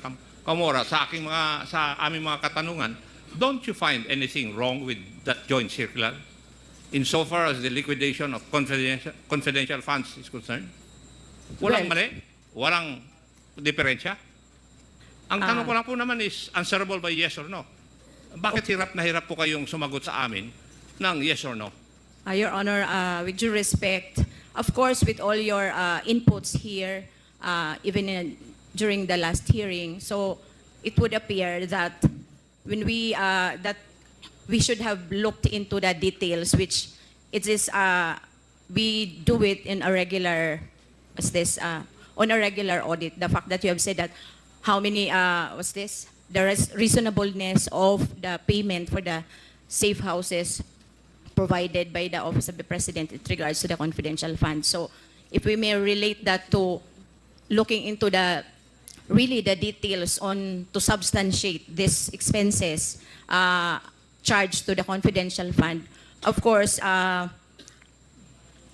in my opinion, as an auditor for the regular audit and all of your questioning earlier and even in the last hearing, I would say, of course, that the joint circular should be revisited and all the inputs here should be reflected in the joint circular, Your Honor. Thank you, Madam Auditor. You have satisfied my question. Marami pong salamat. Maraming salamat din po Thank you, for Mr. this Chair. opportunity. Ma'am, I understand that you are not the only one who crafted the joint circular. Am I correct? Yes, sir. The So- fact that it's a joint circular, it's crafted together with the DILG, the Governance Commission for GOCCs, the National Defense, the DBM, and of course the Commission on Audit. So maybe you could also give inputs to the other departments who are together with your commission to revisit the joint circular. Tama po Yes, ba? Your Honor. Thank you po. Yes, we will now proceed to the interpellation to the Department of Education. But before we proceed, the Chair would like to recognize the presence of the Honorable Rolando Valeriano of the 2nd District of Manila, the Honorable Ramon Rodrigo Gutierrez of One Rider Party List. Okay, we will now proceed. The first to interpolate, the Chair would like to recognize the Honorable Johnny Pimentel. Thank you, Mr. Chair. My interpellation would focus on the implementation of infrastructure projects in DepEd. I would like to direct my questions to Mr. Epimaco Dinsing. Mr. Dinsing, are you still connected with DepEd? Your Honor, may I, Mr. Chair? Yes, Mr. Epimaco I left them Dinsing, you are effective recognized. September 30, Your Honor, September 30, 2024. 2024. Bakit po kayo umalis sa DepEd, Mr. Dinsing? With the intention of running for public office, Your Honor. Hindi ba kayo tinanggal sa DepEd? Hindi po. Because from what I gathered, you were made to submit a courtesy resignation. Opo, ahead. Yes, Opo. you did. Apo. And your courtesy resignation was accepted. Tama po yan. It was short of saying, a courteous way of saying that you are out of DepEd. Actually, from the information that I got, nakiusap ka pa na ma-retain dun sa DepEd. No, But hindi the po. administration did not allow it. But anyway, Yusek Dinsing, may I remind you to please address the chair? I apologize, Mr. Chair. Okay, thank you. anyway, that is another matter. Kailan po kayo na appoint sa DepEd, Mr. Dinsing? Effective, yung document is July 18, 2022, and I acted as Chief of Staff until December 31, 2022. July 18, 2022 to September 30, 2024. Apa. So yung first appointment mo, pagpasok mo sa DepEd, anong binigay na position sa iyo? Until December 31, Chief of Staff muna po ako dahil ina-arrange Staff. pa yung mga bagong appointees at the time. I was the first appointee at the time, Your Honor. No, when you entered July 18, were you appointed as Chief of Staff, Undersecretary? Undersecretary, Chief of Staff, yes. Undersecretary. Chief of Staff, yes. Undersecretary for what? Chief of Staff. So concurrent yun, Undersecretary and Chief of Staff. Tama po. That was the first position You at the served time. then as Chief of Staff of Vice President Tama Sara. po yan, as of December 31. So sabay kayong pumasok. Ahead lang ba siya? By, July 1 po siya. Ako, July 18 officially. Aside from the DepEd portfolio, ano pang government service na napasukan mo na? Prior to DepEd, I was DILG Undersecretary. From what year?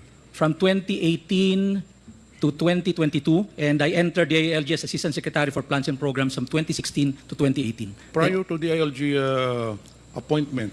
I was from the private sector, Your Honor. So in short, as a government public servant, you only served as DILG Assistant Secretary and DepEd Undersecretary. Tama po yan. 8 years in total, Your Honor. Aside from being a Chief of Staff, ano pa bang ang designation sa inyo? Nung first 6 months po, in office, yun lang po. Then when the Matatag agenda was formulated, the form reform areas included infrastructure. So by January 31, during the Basic Education Report, I was announced to take care of the infrastructure strand, newly created, Your Honor. So what does that cover? You're in charge of the school infrastructure and facilities. Tama po yun. Is this a division or department?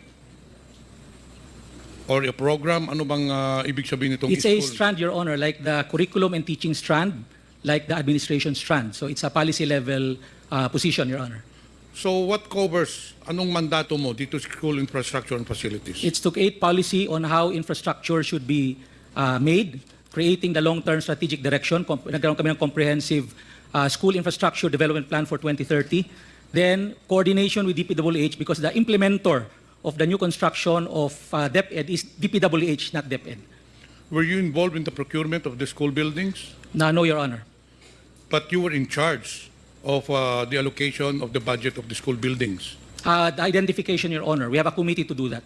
And ikaw ang in charge doon sa identification. Ako po ang in charge, pero sabihin, I had a committee created for the identification.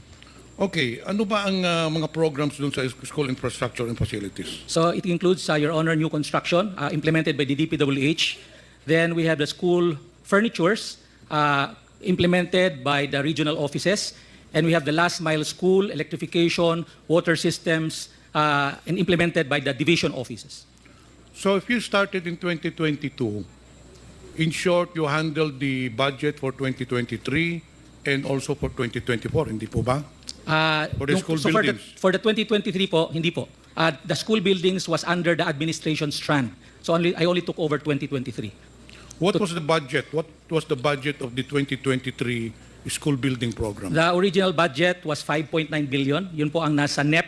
And it That was was for 2023. 23 po. I-explain ko yung original po. 5.9 billion sa NEP. It was only limited to 5th and 6th class municipality. Then pagdating po paglabas po ng GAA, nadagdagan po ng 9.7 billion. So a total of 15.6 billion, 2023 GAA. For 2024, 2024, sa NEP po is 19.7. When the GAA came out, it became 24.7 billion for 2024. so i-cover din ng SIF yung Basic Education Facilities Fund programs, hindi po ba? Opo. Tama po yun. So under din sa'yo yon, Ang alin po yung? yung BEFF, the Opo. Basic Education When you say Facilities BFF, and that's the Programs. total infrastructure program. But there is a discrepancy. Sabi mo kanina, 19.7 billion ang NEP. allocated. NEP. But it states here that in the 2023 GAA, the amount of 23,417,897 pesos was appropriated in the GAA for 2023. Your Honor, that's BFF. So that includes new construction, which is 15.6 billion, my electrification, my water system, my repairs, around 4.9 billion, and I think last mile school. So a total of 23 billion, Your Honor. So you were the one in charge for the identification. Tama po yun. Aside from the identification, ano pa ba ang mandato mo as a undersecretary? What exactly is your designation? Undersecretary for what? For operations, for administration? Starting 2023, Undersecretary for School Infrastructure and Facilities, starting 2023. So sakop mo nga lahat ng mga school buildings. Tama po. Okay. So you were the ones who decided sinong bibigyan ng school buildings kasi sabi mo kanina, ikaw ang nag-identify. So you were the ones, kasi ang proseso po niyan, nagpapadala yung mga superintendent division or rather the schools division in each district or in each province, they have proposals for the repair, for the construction, and it goes to your office.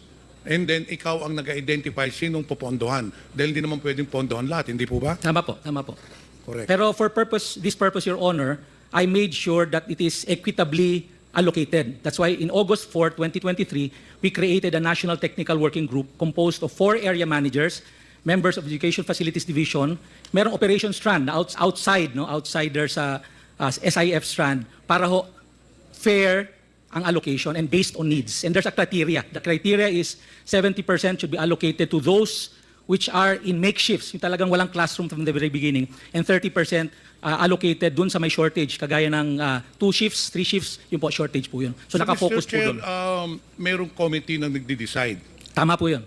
kung sinong bibigyan ng allocation. Opo.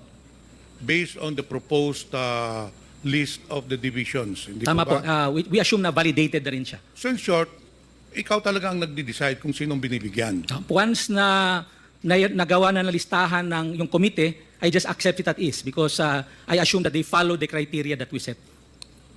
But I think you're the one who is really deciding because if I recall, during the budget hearing, Mr. Chair, for 2023, ang pinadala po ni Mr. Dinsing during the party consultations, pinadala ng DepEd during the party consultations, if you remember, for every budget hearings, before the pre-plenary budget hearings, may pinapadala po ng mga representative, in most cases it's the secretary. I recall in 2023, during the budget deliberations, kayo ang pinadala na regarding sa mga school buildings. Tama po yun. I remember that was, I think, 3rd week of August 21 or 22. Tapos at that time, tapos na po yung listahan na ginawa ng National Technical Working Group. I think the list was supposed to be around 15.1 billion. Yun po ang pinresent namin sa consultation. So in short, you really have a big role. You have the big role in identifying and allocating funds for the different divisions with regards to school buildings. Hindi po ba? Tama po. Ngayon, ang tanong ko, in the 2024 budget or the National Expenditure Program, there was an allocation for Surigao del Sur, in fact, 2 districts. One in the amount of 103 million pesos for, if I'm not mistaken, Tagbina National High School, and another 70 million pesos for Barubon National High School. But unfortunately, in fact, there was already a notice from DepEd to DPWH to conduct the biddings already. However, all of a sudden, the biddings were stopped because accordingly, the funds are not available. Paano po nangyari yun, Mr. Chair? Na nakalagay na nga doon sa National Expenditure Programs, pagdating doon sa 2024, nawala yung budget. Ang nangyari po noon, Mr. Chair, sabi ko nga, meron na identify na 15.1 billion yung National Technical Working Group, which we adopted as is. Yun po ang pinesent namin sa mga ating congressman. But Mr. Chair, it was already included in the NEP. Paano mawawala yun? Ang doon nangyari sa- po, Mr. Chair, ganito, nung paglabas po ng General Appropriations Bill, yung 19.7 naging 24.7 billion, pero yung 14.7 billion nagkaroon po ng Annex A. In other words, these are the projects identified by the various congressmen. So yung aming 15.1 nawala. So since nawala siya, ang una namin ginawa, yung lahat ng may malalaking allocation, 100 million pataas, yun ang una namin kinat para ma-allocate sa mga maliliit. So yung aming 15.1 at that time naging 5.8 billion na lamang, lumiit po ng husto. So, Mr. Chair, in short, you took it upon yourself to cut the budget without notifying the congressmen. Sabi mo kanina, may mga identification mga congressmen. You took it upon yourself, being the head of the SIF, to cut the budgets of the different proposed school buildings. Ganun ba? That was because there's no more budget in the General Appropriations Bill. We had to cut for that everybody will also be allocated. So how did you decide, Mr. Chair, kung anong kapuputuli, anong tatanggalin doon, anong bibigyan? Well, ang decision lang muna is tanggalin yung mga malalaki, which is yung mga 100 million pataas, 80 million taas. Because, Mr. Chair, as I already mentioned, the policy was really to go multi-story kasi wala na pong buildable space. Kaya medyo malalaki po yung ating building ngayon to maximize buildable space. So, yun po ang nauna. Yung mga 100 million pataas, 80 million pataas. So, yung natira mga 50, 40 million, Ayun two-story, nga, tinanggal three-story. ninyo yung multi-story, tinanggal ninyo doon sa district ko, Mr. Chair. Yun ang tinanggal ninyo. Well, And not only that, there was also a 200 million peso project in District 1 na tinanggal din ninyo. Hindi ako familiar in detail, pero I don't remember there's a 200 million school building in any school for that matter. You know what, Mr. Chair? I'll give you an explanation bakit ninyo tinanggal. Do you know a certain Mr. Greg Murillo? Yes, sir, Mr. Chair. Sabi ko kanina, Mr. Chair, the 180 million pesos was already included in the National Expenditure Program. But upon bidding, it was recalled. But prior to the bidding, this Mr. Greg Murillo, who's a close friend of Mr. Dinsing, called me. At ito ang sinabi niya, kamusta po kayo, Congressman? Sabi ko, mabuti naman. Congressman, meron po lang kayong budget na 170 million pesos para sa district mo. O sabi ko, yun nga, naka-schedule na for bidding. In fact, binibidding na yata. Sir, pwede daw muna, mag-usap daw muna kayo ni Mr. Dinsing. Those exactly the words of him, pwede tayo magharap-harap tayo, baka naman pwede makipagkita ka kay Mr. Dinsing. And sabi ko, para saan? Alam mo na, may pag-uusapan kayo. Right there and then, I already knew anong pag-uusapan. Si Mr. Dinsing hihingi ng komisyon. So, I told Mr. Greg Murillo, whom you admitted is your good friend, sinabi ko doon kay Mr. Murillo, why will I give money to Mr. Dinsing when this has already been allocated in the National Expenditure Program? So, I did not entertain that anymore. And Mr. Chair, lo and behold, the funds did not come through. Kinancel yung bidding and then nawala na nga because I did not come across to the request of Mr. Dinsing na humingi siya ng komisyon. And not only that, Mr. Dinsing, hindi lang akong biktima niyan. Marami pong mga congressmen, and for the record, I want to put it in record, maraming mga congressmen na nagsabi din sa akin that you approach them. In fact, there is one congressman in Visayas that you were asking for 18% commission of the school buildings. Kasi ikaw nga ang nagdidesisyon kung sinong bibigyan, sino ang tatanggalan. In fact, it is on record. You just said kanina na ikaw ang nagdesisyon kung sinong tatanggalan, sinong bibigyan. Not only that, sometime last year or probably within this year, you met with some of the congressmen in Manila. I already talked to them. Humarap ka doon, may kasama ka pang contractor. Do you know a certain architect, Ralph Texon? Yes, yes, sir. Yes. Yung po ang kasama mo nung humarap ka sa congressmen sa Manila. And just the same, you were implying, you were asking for a commission, hindi lang yun, sinabi mo pa na yung contractor mong gagawa, itong si Mr. Architect Ralph Texon. And that is the reason why, Mr. Chair, tinanggal si Mr. Dinsing sa DepEd. He did not resign. I knew from the very beginning that he will be taken out because there were already anomalies in the distribution, in the allocation of school buildings program. In fact, Mr. Chair, nung pag-alis niya sa DepEd, may isa pang inipit na 34 million pesos sa Bislig Central Elementary School, which is in my district. Now, I will not mention any more the name. One official of the new administration sa DepEd called me. Anong sabi sa akin, Mr. Densing? Kung, meron ka bang project na 34 million sa Bislig Central Elementary School? Sabi ko, meron. Ano, nakabidding na? Hindi, in-stop nga eh. Sir, ito, ilalabas na ho namin. Inipit ho ni Mr. Densing. And that is the reason why, Mr. Chair, this person was taken out of DepEd because of his anomalous practices in DepEd. Yun po ang katotohanan niyan. Nakiusap ka pa na ma-retain ka pero hindi na tinanggap ni Senator Sani Angara, and that's good for DepEd because you have been doing the rounds para ka nagbebenta ng isda. Inaalok mo sa lahat ng congressmen ang allocation ng school buildings asking for a commission. Mr. Chair, may I now respond? Yes, please. Well, first of all, respond. it's a blatant lie asking for commission. And that's the very reason I'm process-oriented. Sasabihin mo, Mr. Chair, Process-oriented po ako, Mr. ang mga Chair. congressmen, gusto mo mag-executive session tayo, ipapakita ko sa iyo mga congressmen. Sige, wala na hiningan akong mo. nakausap.